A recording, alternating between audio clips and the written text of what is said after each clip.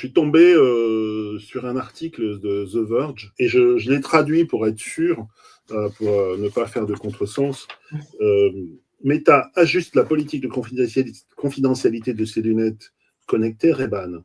L'IA embarquée avec caméra est toujours active par défaut. Les photos prises avec des lunettes sont stockées uniquement sur le téléphone, non utilisées pour entraîner les IA de Meta. Ce qui est une précision importante parce que à partir de bientôt, tout ce qu'on fait sur Meta est utilisé pour alimenter l'IA de Meta. Maintenant, si on se met à les partager, c'est la politique de la personne avec laquelle on les partage qui s'applique.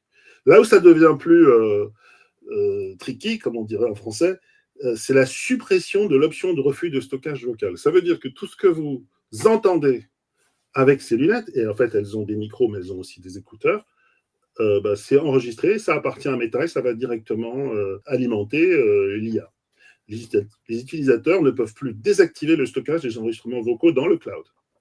Alors pourquoi ces changements ? Tout simplement parce que Meta cherche à collecter davantage de données pour entraîner et affiner ses modèles d'IA. Il faut savoir qu'il y a à peu près 2 millions de gens qui ont acheté ces lunettes, dont 1 million l'année dernière. Le contexte, c'est qu'en fait, entre le casque comme celui d'Apple ou celui de Samsung ou celui de Meta, il reste un point qui intéresse tout le monde, qui sont les lunettes. En gros, l'enjeu, c'est les smart glasses. Au dernier TED, il y a eu une démonstration extrêmement brillante.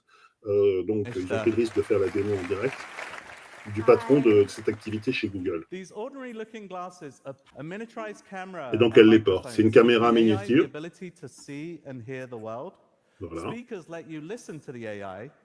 Et ça écoute tout. Voilà, c'est ça, ces lunettes. Voilà.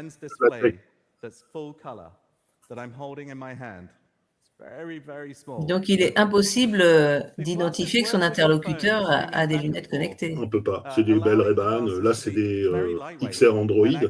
C'est des lunettes normales, quoi. Enfin, un petit peu plus large sur le côté parce qu'il y a beaucoup de questions de... Et là aussi, il lit tous ses textes. C'est un prompteur, en fait. Ça, c'est génial. Donc là, on va voir ce que voit cette responsable. C'est en démo, en direct. Voilà, hop. Ah, ça y est. Et donc, on parle directement donc, on peut identifier les personnes dans la rue. Ah oui. Et puis là, surtout, tu le parles directement, puisque c'est de l'IA. Il répond.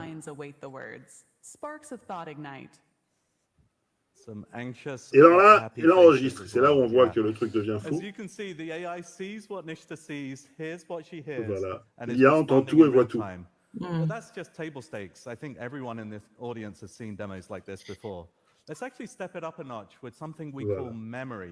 Mais finalement, c'est quoi le bénéfice de faire ça sur tu vas voir, ils vont le démontrer. Sur les lunettes par rapport au smartphone? D'abord, tu n'as plus besoin de smartphone et tout ce qui t'entoure est enregistré. Là, par exemple, elle n'a pas regardé qu'il y avait un bouquin.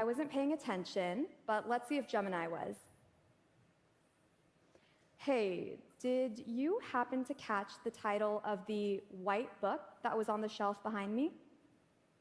Tu te souviens du bouquin qu'on a vu dans la vitrine? That is absolutely right. Il s'appelait Ato. Donc en fait, tout ce que tu as fait dans la journée, tu t'en souviens, même si tu ne l'as pas enregistré. Disons que c'est bien pour les Alzheimer. C'est bien pour les Alzheimer, et lui il dit, pour les clés, il adore. Pour les autres, tu vas le devenir en fait. Voilà. Oui. Et c'est ça qui la rappe pour lui. Non, mais c'est impressionnant, c'est vrai. Non, c'est impressionnant, mais c'est aussi, donc, toute la question, c'est tout est enregistré. I don't really have time to read it right now, but I wonder if Gemini might be able to help me summarize what's going on. Tu enregistres tes bouquins pendant que tu le lis et c'est directement connecté sur Gemini. Il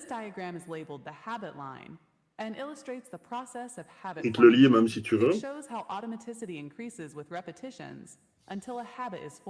Donc, c'est toutes les recherches qu'on a égrenées depuis plusieurs mois qui sont en train d'être rassemblées, coordonnées.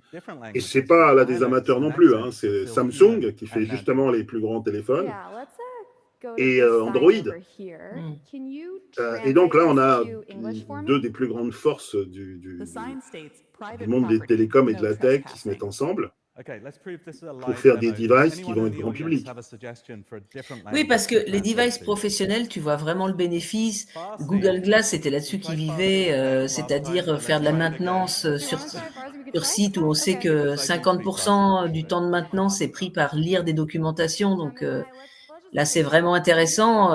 Et puis surtout, c'est dans un cadre professionnel. Là. Donc sur le grand public, quelles sont les intentions et les devices qui existent finalement? En fait, c'est le retour des Google Glass sous une forme rien ne se crée, rien ne se perd, tout se transforme. Il y a le style en plus. Voilà. Et oui, il y a le style. Et puis surtout, c'est ce qui est en train de se passer, c'est que c'est un aspirateur à données. La vraie raison pour eux, c'est de nourrir leur intelligence artificielle, de nourrir leur LLM.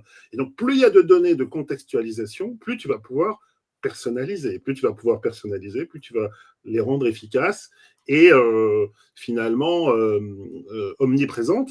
Et le téléphone, Alexa enregistrait tout ce qu'il y avait autour de toi, mais pas ton téléphone. En tout cas, pas officiellement. Là, on considérait que c'était carrément vous m'espionnez.